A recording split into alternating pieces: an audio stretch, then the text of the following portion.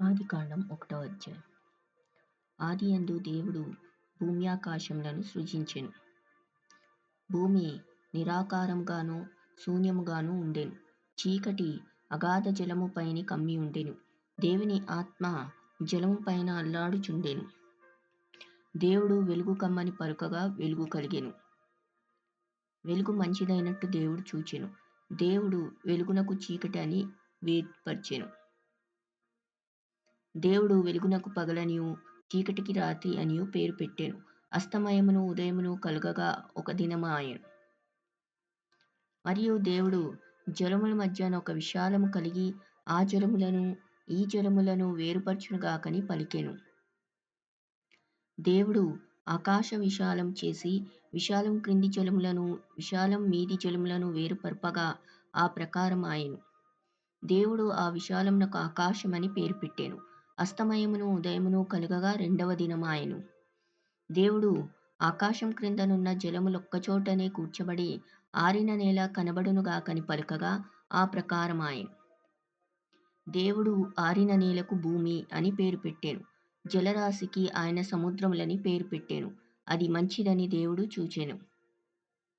దేవుడు గడ్డిని విత్తనములిచ్చు చెట్లను భూమి మీద తమ తమ జాతి ప్రకారము తమలో విత్తనములు గల ఫలమిచ్చు ఫలవృక్షములను భూమి మొలిపించుగాకని పలుకగా ఆ ప్రకారమాయెను. భూమి గడ్డిని తమ తమ జాతి ప్రకారము విత్తనములిచ్చు చెట్లను తమ తమ జాతి ప్రకారము తమలో విత్తనములు గల ఫలవృక్షములను మొలిపింపగా అది మంచిదని దేవుడు చూచెను. అస్తమయమును ఉదయమును కలుగగా మూడవ దినమాయెను.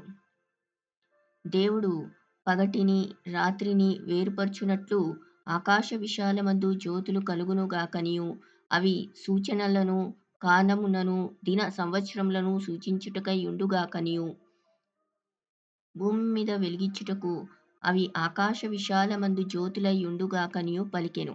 ఆ ప్రకారమాయెను. దేవుడు ఆ రెండు గొప్ప జ్యోతులను అనగా పగటిని ఏలుటకు పెద్ద జ్యోతిని రాత్రిని ఏలుటకు చిన్న జ్యోతిని నక్షత్రములను చేసెను. భూమి మీద వెలిగించుటకును పగటిని రాత్రిని ఏలుటకును వెలుగును చీకటిని వేరుపరచుటకును దేవుడు ఆకాశ విశాలమందు వాటిని ఉంచెను. అది మంచిదని దేవుడు చూచెను. అస్తమయమును ఉదయమును కలుగగా నాల్గవ దినమాయెను. దేవుడు జీవం కలిగి చలించు వాటిని జలములు సమృద్ధిగా పుట్టించునుగాకనియు పక్షులు భూమిపైని ఆకాశ విశాలంలో ఎగురునుగాకనియు పలికెను.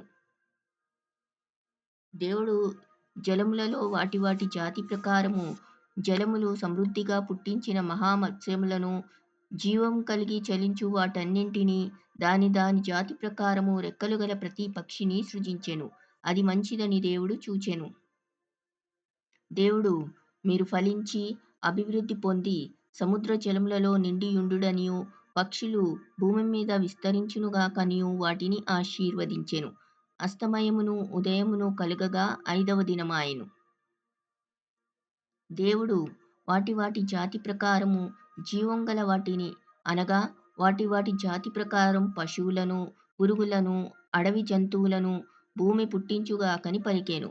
ఆ ప్రకారమాయెను.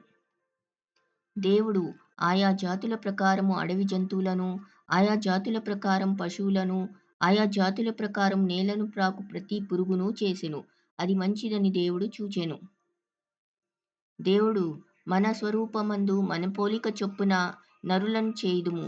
వారు సముద్రపు చేపలను ఆకాశ పక్షులను పశువులను సమస్త భూమిని భూమి మీద ప్రాకు ప్రతి జంతువును ఏలుదురుగాకనియు పలికెను. దేవుడు తన స్వరూపమందు నరుని సృజించెను. దేవుని స్వరూపమందు వాని సృజించెను. స్త్రీనిగాను పురుషునిగాను వారిని సృజించెను. దేవుడు వారిని ఆశీర్వదించెను. ఎట్లనగా మీరు ఫలించి అభివృద్ధి పొంది విస్తరించి భూమిని నిండించి దాన్ని లోపర్చుకొనుడి. సముద్రపు చేపలను ఆకాశ పక్షులను భూమి మీద ప్రాకు ప్రతి జీవిని ఏలుడని దేవుడు వారితో చెప్పెను. దేవుడు ఇదిగో భూమి మీదనున్న విత్తనములిచ్చు ప్రతి చెట్టును విత్తనములిచ్చు వృక్ష ఫలములు గల ప్రతి వృక్షమును మీకిచ్చి ఉన్నాను. అవి మీకు ఆహారమగును. భూమి మీద నుండు జంతువులన్నింటికిని ఆకాశ పక్షులన్నింటికిని భూమి మీద ప్రాకు సమస్త జీవులకును పచ్చని చెట్లన్నీయు ఆహారమగునని పలికెను. ఆ ప్రకారమాయెను.